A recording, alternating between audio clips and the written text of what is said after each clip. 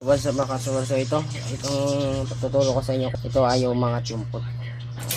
So ang unang yung check niyan dito sa likod. Dito kayo. Ayan. Makikita nyo to. Ayan. Yung iba kasi niyan allen rings. Sinados yan. Dos dito.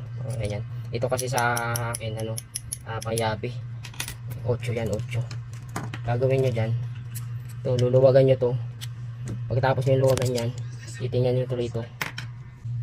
Yan, titingnan nyo yung muna, tatanggalin nyo muna. Siya muna to. Tanggal nyo yan. Kailangan ito itaas nyo. Itaas nyo. Nakaganyan siya. Yan, nakataas. Para makapatong siya rito. Dito makapatong siya dyan. Patong siya dyan. Kailangan pag ganun yan, nakababa rin yung karayong bago nyo iangat ito na nakapatong siya rito. Nakasahid siya rito.